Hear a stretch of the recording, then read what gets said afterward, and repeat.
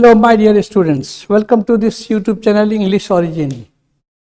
आज मैं previous class में जो कॉम्प्लेक्स सेंटेंस का सबऑर्डिनेट क्लॉज बता रहा था, जिसमें कि हमने आपको नाउन क्लॉज की चर्चा की थी। ठीक इसके बाद कहें तो उसी सीरीज में ये दूसरा लेक्चर है जो हम बता रहे हैं, वही कॉम्प्लेक्स सेंटेंस होगा और वही उसमें सबऑर्डिनेट क्लॉज के फंक्शंस कौन सब हैं, खास करके एडजेक्टिव क्लॉज का फंक्शन क्या है ये बताने जा रहे हैं। तो कहें तो आप फंक्शन ऑफ एडजेक्टिव क्लॉज भी कह सकते हैं आप इसको, ठीक है। फंक्शन ऑफ एडजेक्टिव क्लॉज, ये नाउन क्लॉज के बारे में जान के उसके बाद एडजेक्टिव क्लॉज में आ रहे हैं। एक और होता है एडवर्ब क्लॉज, तो नेक्स्ट वीडियो हमारा एडवर्ब क्लॉज पर होगा, उसके फंक्शन के बारे में बताएंगे। तो इसके फंक्शन को समझने के लिए आपको ये थोड़ा सा मैथमेटिकली समझना होगा कि एडजेक्टिव नाम से ही क्लियर है कि adjective is a word that qualifies a noun और ये प्रोनाउन। ये बात दिमाग में रखेंगे आप। एडजेक्टिव क्लॉज एक प्रकार का सबऑर्डिनेट क्लॉज ही होता है। ये सबऑर्डिनेट क्लॉज ही है। कॉम्प्लेक्स सेंटेंस में एक प्रिंसिपल क्लॉज, एक सबऑर्डिनेट क्लॉज होता है, तो सबऑर्डिनेट क्लॉज ही है। अब सबऑर्डिनेट क्लॉज 3 तरह के हमने बताए थे आपको कि subordinate clause, subordinate noun clause, subordinate adjective clause, subordinate adverb clause था।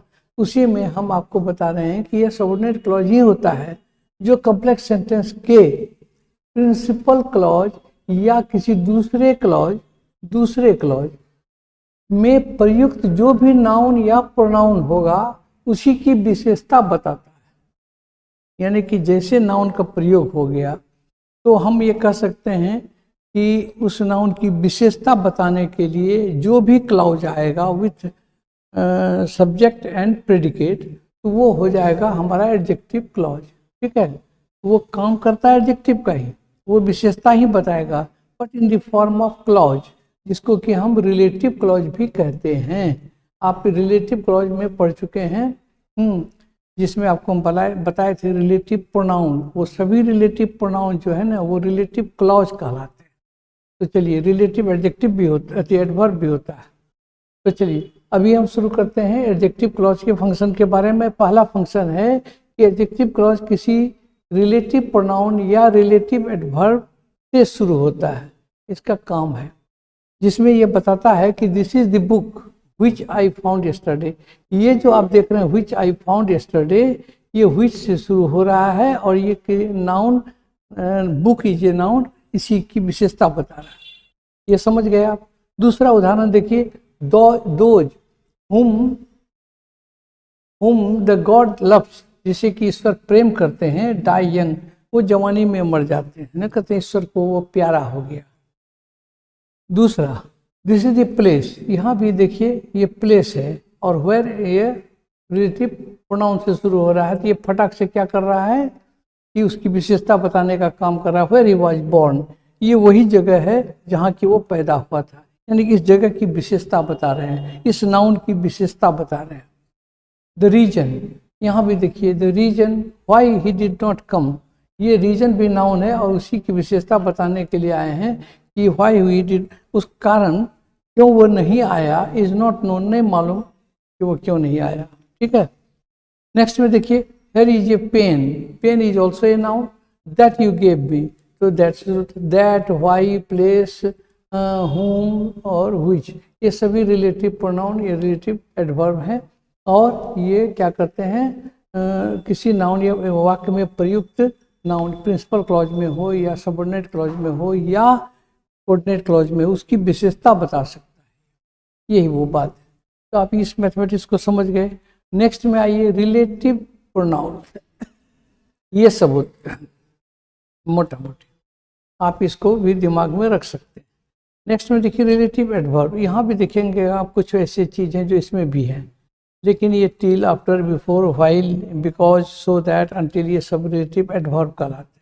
इससे भी आप समझ जाते हैं ये रिलेटिव एडवर्ब और रिलेटिव प्रोनाउन कौन सा है, इससे आपको इसको समझने में आसानी होगी।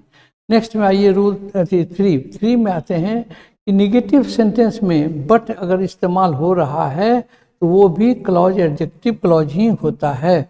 जैसे there was not a women there but wept for him. ऐसी कोई महिला वहाँ नहीं थी जो उसके लिए नहीं रोई। इसका मतलब सभी महिलाएं वहाँ जो भी प्रेजेंट थी सभी जो है उसके लिए रोए। इसका ये सेंटेंस जो में आप देख रहे हैं कि यहाँ हम बता रहे हैं कि ये बट जो है ये हमारा रिलेटिव क्लॉज का एडजेक्टिव क्लॉज बनाता है। ठीक है, तो चलिए नेक्स्ट में देखिए, there is no man but wishes to live. उसी तरह से there is no rose but has a thorn. ऐसा कोई भी सुख नहीं जिसमें दुख नहीं। तो विशेष टू लिव, ऐसा कोई आदमी नहीं जो जीना नहीं चाहता, तो हर कोई जीना चाहता है। तो ये ऐसे ऐसे आप देख रहे हैं कि ये सब जितने भी क्लॉजेज हैं सब एडजेक्टिव क्लॉज है और वो किसी नाउन या प्रोनाउन की विशेषता बताता है। ठीक, इसके बाद अब हम नेक्स्ट में आते हैं रूल के 3 था, तो ये 4 हो जाएगा ना, ये 4 हो जाएगा। ठीक है, एच से जैसे बट से शुरू होता है वैसे एच से भी शुरू हो सकता है। एच से अगर शुरू होने वाला क्लॉज है तो वो भी एडजेक्टिव क्लॉज होता है। He wants to join a college as he has passed. वो कॉलेज ज्वाइन करना चाहता है क्योंकि वो आदमी जो है वो पास कर चुका है। वो ही की विशेषता बता रहा है, ही इज ए प्रोनाउन। तो नाउन या प्रोनाउन जिसकी विशेषता बताएगा वो जो कोई भी क्लॉज वो एडजेक्टिव क्लॉज हो जाएगा। It was such a sight as I have never seen before. यहाँ भी देखिए आप सच है, सच का इस्तेमाल कर दिए हम और यहाँ एज लगा दिए हैं और इसमें ये साइट जो है इसकी विशेषता बता रहा है। ठीक है, this is the same shirt as my old shirt. जैसा कि मेरा पुराना कमीज था वैसा ही ये नई कमीज भी है। इस तरह से हम देखते हैं ऐसे शुरू होने वाले क्लॉज भी एडजेक्टिव क्लॉज होते हैं। ये भी समझ गए आप। आइडेंटिफिकेशन में आपको मदद मिलेगी, जब आप एनालिसिस बनाएंगे तो उसमें मदद मिलेगी। सेंटेंस बड़े होते हैं तो उसको में मदद मिलेगी। जब इसका अर्थ आप एग्जैक्टली लगाना चाहेंगे तो इसको मदद मिलेगी। नेक्स्ट में आइए इन्फिनेटिव टू। आप ये देखिए इन्फिनेटिव टू अगर आप डिटेल में नॉन फिनाइट में पढ़े होंगे तो वहाँ भी हम इसकी चर्चा किए थे कि ये इन्फिनेटिव टू जो है का प्रयोग एडजेक्टिव क्लॉज के जैसा होता है। एडजेक्टिव क्लॉज मतलब वो उसकी विशेषता बता देता है। जैसे गिव मी सम पेपर, कुछ पेपर दो हमको, विच आई मे राइट, जो मैं लिख सकूं। तो यहाँ देखिएगा हम क्या करेंगे, गिव मी सम पेपर टू राइट, यहाँ लिख देंगे हम टू राइट। इसको क्या कर दिए, इन्फिनेटिव बना दिए और ये समुच्चय को हमने हटा दिया। तो क्या लिख दिए हम, टू राइट। अगर हम इसको सीधा सीधी कहें कि give me some papers to write, लिखने के लिए मुझे कुछ कागज दो, तो 2 + B1 जो है वो इन्फिनेटिव है। तो इन्फिनेटिव का काम भी इस क्लॉज के बदले में कर सकते हैं आप। तो ये इन्फिनेटिव देता है। उसी तरह से आई हैव सम वर्क, मुझे कुछ काम है, विच आई मस्ट डू टुडे, जो मुझे आज ही करना है। तो उसके लिए भी हम कहेंगे I have some work to do. इसी जगह हम टू डू लगा देंगे और इस सब के बदले, तो ये भी मेरा इन्फिनेटिव जो है एडजेक्टिव क्लॉज का काम करता है। He has no book which he can read, इसमें भी हम क्या कर देंगे, he has no book to read. जैसे उसके पास कोई किताब नहीं है पढ़ने के लिए, या कहें he has no book which he can read, या कहें he has no book to read. यानी कि 2 + B1 इन्फिनेटिव जो है एडजेक्टिव क्लॉज का काम कर रहा है। आप इसको समझ सकते हैं। नेक्स्ट एंड लास्ट, जब रिलेटिव प्रोनाउन रिलेटिव एडवर्ब का प्रयोग ऑब्जेक्टिव केस में होता है, ये मॉडर्न कंसेप्ट में है। आजकल इसको बहुत टकसाली हो गया है, बहुत ज़्यादा इस्तेमाल करते हैं लोग। This is the boy I love much, यही वो लड़का है जो मैं बहुत प्यार करता हूँ। हुम नहीं भी बोलते हैं, हुम हम नहीं भी बोलते हैं, या साइलेंट हो जाता है, या इसका प्रयोग नहीं होता है। जैसे this is the house I live in, यही वो खास घर है जहाँ मैं रहता हूँ। यहाँ देखिए ये वेयर को भी हम साइलेंट कर सकते हैं। ठीक है, नेक्स्ट में देखिए the day when you pass matric, वो दिन जब तुम मैट्रिक पास कर जाओगे, कम टू मी, आओ मेरे पास, मैं तुम्हें अंग्रेजी सिखा दूंगा। मैट्रिक तक मैं कभी नहीं पढ़ाया, इसीलिए ये सेंटेंस में बोलता हूँ जनरली। यहाँ भी वह जो आप एडवर्ब देख रहे हैं रिलेटिव एडवर्ब का प्रयोग कर रहे हैं, तो ये हम नहीं देते हैं क्योंकि ये ऑब्जेक्टिव केस में प्रयोग हो रहा है, इसीलिए। Show me the book that you found, यहाँ भी हम दैट को साइलेंट कर देते हैं। उसी तरह से the reason why he failed, वो कारण क्यों वो फेल कर गया इज हीज नेग्लिजेंस, वो उसका नेग्लिजेंस था। तो कहने का मतलब कि जब ऑब्जेक्टिव केस में कोई भी रिलेटिव प्रोनाउन या रिलेटिव वर्ब का प्रयोग करेंगे तो वो साइलेंट हो जाता है, वो नहीं इस्तेमाल होता है। चाहे तो कर भी सकते हैं, नहीं भी कर सकते हैं, क्योंकि अभी तक ये चल रहा है। तो कुछ लोग इस्तेमाल कर भी देते हैं, that is also not wrong.